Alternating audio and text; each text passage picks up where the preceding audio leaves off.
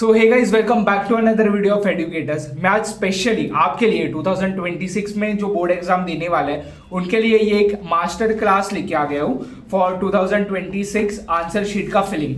मतलब बेसिकली इसमें मैं आपको बताऊंगा कि एक बोर्ड एग्जाम के आंसर शीट में कौन सी चीज़ों पे आपको ध्यान रखना है। ऐसी कौन सी चीज़ें हैं, मतलब जैसे ही आपको आंसर शीट मिलती है आपको पहले फिल करना स्टार्ट करनी है। सो बिना किसी टाइम वेस्ट किए अपन डायरेक्ट शुरू करते हैं, लेकिन उसके पहले सब्सक्राइब जरूर कर देना और कमेंट कर देना कि आपके बोर्ड एग्जाम में टारगेट कितना आपने रखा हुआ है। So let's start it. So सबसे पहले यहाँ पे इंपॉर्टेंट चीज ऑलरेडी मैंने लिख दी है, which is your seat number और वही सीट नंबर इन वर्ड्स। ये ध्यान से लिखना, यहाँ पे मिस्टेक कुछ भी मत करना। यहाँ पे होलोग्राफ आ जाएगा तो अगर एक बार लिख दिया तो ओवर राइटिंग अलाउड नहीं होती। मैं फिर से रिपीट कर रहा हूँ, ओवर राइटिंग अलाउड नहीं होती। तो सीट नंबर और इस चीज को वर्ड्स में अच्छे से लिख देना। उसके बाद सेकंड चीज आपको जो ध्यान से लिखनी है वो है आपका सिग्नेचर। यहाँ पे मैं मेरा सिग्नेचर फेक कर देता हूँ वरना कॉपी हो जाएगा। तो यहाँ पे आपका सिग्नेचर कर देना है। अभी ये जो तीनों चीज रहती है, मतलब आपका सीट नंबर हो गया, उसके बाद इन वर्ड्स हो गया, तो ये दोनों चीज है ना आपके हॉल टिकट में अवेलेबल रहेंगी। तो वहां से कॉपी करके लिखना, ज्यादा शाना बनने की कोशिश मत करना कि मेरे को आते आते कुछ भी एरर हो गया ना यार जीरो आ जाएगा। उससे अच्छा कुछ भी एरर आ गया ना तो जीरो आ जाएगा। उससे अच्छा बेटर ये है कि देख के आप अच्छे से लिख दो। अभी ये तीनों चीज लिखने के बाद आपको यहाँ पे सीट आपका सेंटर नंबर लिखना है, वो भी आपके हॉल टिकट में अवेलेबल रहता है। मतलब हॉल टिकट से आपको सिर्फ इंफॉर्मेशन उठा के डालनी है। यहाँ पे आई बटन पे क्लिक कर देना। मैंने यहाँ पे एक शॉर्ट वीडियो बनाया हुआ है कि ये सारी चीजों को फिल कैसे करना है। बाद में ये जो सुपरवाइजर का सिग्नेचर है यहाँ पे छूना भी मत, ये आपकी जगह नहीं है, ये सुपरवाइजर की जगह है। तो सुपरवाइजर यहाँ पे सिग्नेचर करेगी।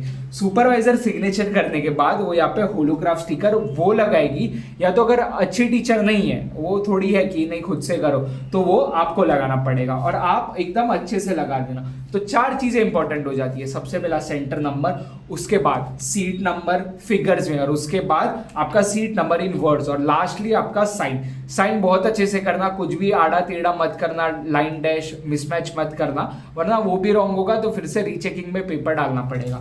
उससे अच्छा बेटर ये है कि ये चारों चीज को आप अच्छे से फिल कर दो। अभी नेक्स्ट आपका स्कूल का नाम लिखना है कि आप कौन से स्कूल से हो, तो वो भी आपके ऑब्वियस वाली बात है, वो भी आपने दिया रहेगा। तो यहाँ पे आपका स्कूल का नाम आ जाएगा। अभी इतना होने के बाद ये आपका यहाँ पे एक होलोग्राफ स्टिकर लगेगा, फिर उसके ऊपर यहाँ पे बारकोड स्टिकर देखो यहाँ पे लिखा हुआ है। तो ये पूरा चीज आपको सुपरवाइजर जो आपके क्लासरूम में रहेंगे वो अवेलेबल करेंगे, और उनके पास भी एक शीट रहता है जिसमें ये सारी इंफॉर्मेशन मतलब होती है, तो वो क्रॉस चेक भी करेंगे, उसके बाद ही चिपकाएंगे। सो कुछ भी एरर, अगर आपको कुछ भी डाउट्स वगैरह आते हैं तो उनको भी पूछ लेना। ऐसा मत करना कि मेरे को सब आते हैं और कुछ भी गलत लिख दो फिर जीरो आ जाए। तो उससे अच्छा है होलोग्राफ स्टिकर, बारकोड स्टिकर सब अच्छे से वही लगा के देंगे। ऐसा उनको रिक्वेस्ट करना कि मैं कुछ एरर कर दूं, उससे अच्छा है। तो इतना होने के बाद नेक्स्ट अपन मूव होते हैं question paper set code.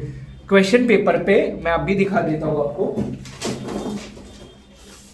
Yes, so question paper पे आप देख सकते हो ये सेट नंबर का कोड रहता है। अभी ये क्यों अलग अलग रहता है? यूजुअली देखो महाराष्ट्र बोर्ड, मतलब आप अगर महाराष्ट्र बोर्ड से बिलोंग करते हो तो ऐसा आपको एक क्वेश्चन पेपर मिलता है जिसके ऊपर ऐसा कोड रहता है। अभी कोई रहेगा जिसका मतलब मैथ्स ही सब्जेक्ट है, लेकिन वो कोई और लैंग्वेज वगैरह से बिलोंग करता है, तो उनके लिए अलग कोड बनता है। तो ये कोड भी वेरीफाई होता है जब आपका पेपर चेकिंग में आता है।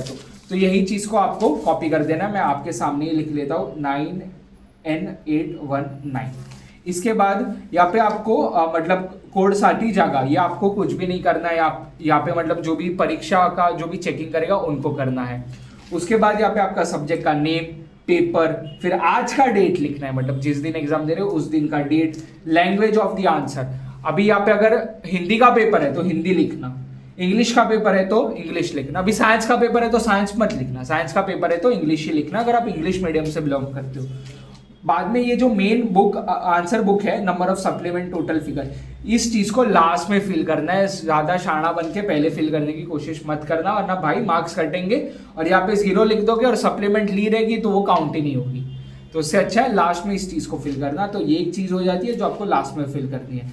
बाकी ये पूरा चीज आपका कुछ भी नहीं है, आप में इसको कुछ भी छेड़खानी नहीं करना है। अपन फिर से देख लेते हैं क्वेश्चन पेपर का सेट कोड, फिर subject, paper, date, language of answer, यहाँ पे सप्लीमेंट्स अटैच, कितना आपने अटैच किया है, यहाँ पे होल मार्क के अच्छे से करना है, वो मैं अभी आगे आपको बताऊंगा। ये पूरा चीज एग्जामिनर का रहता है। अभी ये सब क्या रहता है, अगर उसके लिए भी वीडियो चाहिए तो कमेंट में लिख देना, मैं इस पे भी एक वीडियो बनाऊंगा कि एग्जामिनर, मॉडरेटर, चीफ मॉडरेटर, इतने 3 प्रोसेस से कैसे गुजरता है आपका पेपर। अभी अपन फाइनली फर्स्ट चीज पे मूव हो जाते हैं। ये इन्फॉर्मेशन अगर आपको पढ़नी है तो आप पढ़ सकते हो, वरना कोई इशू नहीं है, नहीं पढ़ोगे तो भी चलेगा, बेसिक वाला रहता है।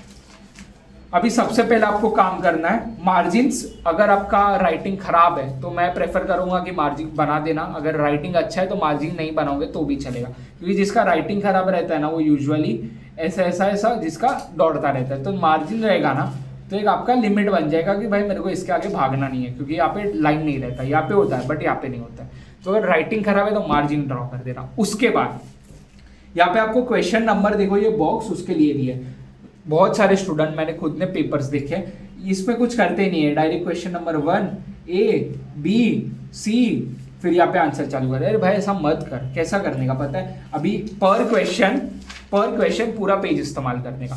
मतलब समझो आपका MCQ है तो आपका क्वेश्चन नंबर 1 यहाँ पे खत्म हो जा रहा है तो छोड़ो इतना पार्ट, आपको पेपर बहुत मिलेंगे, अनलिमिटेड रहते एक्स्ट्रा सप्लीमेंट। उसके बाद क्वेश्चन नंबर 2 यहाँ से शुरू करो। तो यहाँ पे जो ऊपर लिखा हुआ रहता है, यहाँ पे आइधर आप क्वेश्चन 1A लिख सकते हो कि मैं यहाँ पे एक ही चीजें लिखूंगा, लेकिन मैं प्रेफर करता हूँ कि क्वेश्चन नंबर 1 लिखो सिर्फ, और उसके बाद यहाँ पे A लिख देना, फिर उसमें सब क्वेश्चन जो भी है वो लिख देना और यहाँ पे आंसर को चालू कर देना। और ये जो भी ऊपर की चीजें आपको दी जाती है ये एग्जामिनर फील करते हैं कि जब समझो क्वेश्चन नंबर 1 A का B इन्होंने यहाँ पे किया, फिर क्वेश्चन नंबर 1 A का C यहाँ पे किया है, तो उसके लिए क्वेश्चन मतलब एग्जामिनर जो रहते हैं वो यहाँ पे फिल करते हैं। और यहाँ पे पूरे पेज पे आपको लिखना है। आपको मार्जिन के बाहर मतलब ये वाला जो सेक्शन है इसको अवॉइड कर सकते हो तो करना, लेकिन कुछ ऐसा रूल नहीं है कि इसमें आप कुछ नहीं लिख सकते हो, क्योंकि जनरली जब टीचर्स चेक करते हैं तो मार्क्स जो भी रहते हैं वो यहाँ पे देते हैं, इधर अगर उनको पसंद आए यहाँ पे देते हैं। तो जो दोनों जगह पे वो मार्क्स दे सकते हैं। अगर मार्जिन आपने ड्रॉ करी है तो वो यहाँ पे भी देना कंफर्टेबल रहेंगे, और यहाँ पे अगर करिए तो यहाँ पे भी दे सकते हैं। तो इसके बाद अपन मूव हो जाते हैं लास्ट पेज पे। सो मेरा मानना ऐसा है कि एंड का जो पेज रहता है वो बाय डिफॉल्ट रफ वर्क होना चाहिए, और वही होता है, क्योंकि एंड के पेज पे आप अगर आगे कोई भी कैलकुलेशन करते हो, फिजिक्स का हो गया या फिर मैथ्स का हो गया, तो एंड के पेज पे आप कुछ भी कर सकते हो। बस एक चीज का याद रखना है, यहाँ पे आपको सीट नंबर, रोल नंबर, आपको कुछ भी नहीं लिखना है, सिर्फ रफ वर्क हेडिंग डाल देना ताकि टीचर को पता चल जाए अच्छा रफ वर्क किया है तो यहाँ पे कोई क्वेश्चन सॉल्व नहीं किया। रफ वर्क यहाँ पे एक हेडिंग डाल देना रफ वर्क, और यहाँ पे पूरा पेपर सॉल्व कर देना। अभी और एक डाउट मैं आपका क्लियर करता हूँ कि बहुत सारे स्टूडेंट ऐसे पेपर के एंड में PTO लिखते हैं कि पेज टर्न हो रहा है। अरे टीचर को पता है कि पीछे आपने लिखा है तो पेज तो टर्न करके एक बार देख लिए। तो ये सब टाइम पास की बातें मत लिखना, जो रियल में आपको आंसर लिखना है वही चीज आंसर पे आप फोकस करो। एक बार मैं रिवाइज करवा देता हूँ कि आपको क्या लिखना है क्या नहीं लिखना है। सबसे पहला सेंटर नंबर, सीट नंबर, उसको वर्ड्स में, आपका सिग्नेचर, यहाँ पे बार कोड या यहाँ पे होलोग्राफ स्टिकर, यहाँ पे बार कोड, यहाँ पे आपका स्कूल का नाम, यहाँ पे question number, subject, paper, date, language of the paper, कौन से भाषा में आप पेपर को लिख रहे हो। ये चीज को आपको एंड में फिलअप करना है, भूल भी मत जाना। देखो एंड में पेपर जब खत्म हो जाते हैं तब एक बार चेक कर देना कि यहाँ पे समझो मैंने 0 सप्लीमेंट ली है तो 0, 1 + 0 1 टोटल इन फिगर। बस इतना ही फिल करना है, इसके अलावा आपको कुछ भी फिल करना है। ये सारी चीजें आपके जो एग्जामिनर रहते हैं वो फिल करते हैं। फिर अपन ने क्वेश्चन नंबर पे बात किया कि ये जो बॉक्स रहता है, ये जो बॉक्स रहता है इसके अंदर आपको क्वेश्चन नंबर को लिखना है, और ये दोनों चीज को सब क्वेश्चन के लिए डिवाइड करना है। मार्जिन ड्रॉ करनी है तो कर सकते हो, कोई इशू नहीं है। और एंड जो पेज रहता है वो रफ वर्क के लिए रहता है। अभी और एक इंपॉर्टेंट चीज मैं आखिर में बताना चाहूंगा कि ग्राफ पेपर को अटैच क्या करना है। अभी बहुत सारे स्टूडेंट्स क्या करते हैं कि समझो मेरा क्वेश्चन नंबर यहाँ पे मैंने ग्राफ वाला क्वेश्चन को सॉल्व किया है तो ग्राफ पेपर यहाँ ही अटैच कर देते हैं, लेकिन मैं ये चीज प्रेफर नहीं करता हूँ। आप ग्राफ पेपर को एंड में ही अटैच करो और यहाँ पे एक स्टेटमेंट लिख देना, the graph has been solved on the last page, तो टीचर को समझ जाएगा कि एंड ऑफ द पेज पे उन्होंने अटैच किया। लेकिन अगर यहाँ पे करना है तो भी कुछ इशू नहीं, लेकिन यहाँ पे बहुत अच्छे तरीके से आपको करना है, वरना होता ही है बहुत जंबल पेपर हो जाता है, एकदम मोटा पेपर हो जाता है। और जब टीचर्स इसको स्क्रॉल डाउन करते हैं, जब पेज को टर्न ओवर करते हैं, तो बीच में से पेपर निकलने के चांसेस भी बढ़ जाते हैं। लेकिन अगर एंड में रहता है तो पेपर एकदम टाइट आप गांठ बांध सकते हो। ये बीच वाले पोर्शन में अवेलेबल नहीं रहता, बीच से निकल के पेपर छूट भी जाता है, बट एंड में ये कभी भी नहीं हो सकता। सो आई होप आपको ये आंसर शीट का मास्टर क्लास की टॉपर ये सारी चीजें सोच के आता है। आपको लगता है कि ये बहुत बेसिक चीज है, बट मेरी मानो गाइस, टॉपर ये सब सोच के आता है, ये सब प्लानिंग करके आता है, ताकि उसको जैसे ही क्वेश्चन पेपर मिलेगा वो पहले गो थ्रू करेगा और इसमें टाइम वेस्ट नहीं करेगा। अगर अपन इसमें कुछ गलती करेंगे ना तो अपना टाइम बहुत वेस्ट हो जाता है। सो आई होप आपको ये वीडियो पसंद आया रहेगा, और ऐसे कौन से टॉपिक्स पे आपको वीडियो चाहिए कमेंट सेक्शन में अब भी लिख दो। अगर पसंद आए तो आपके फ्रेंड्स के साथ शेयर भी कर देना, लाइक भी कर देना, और ऐसे वीडियोस के लिए सब्सक्राइब जरूर करना। All the best for your board exams.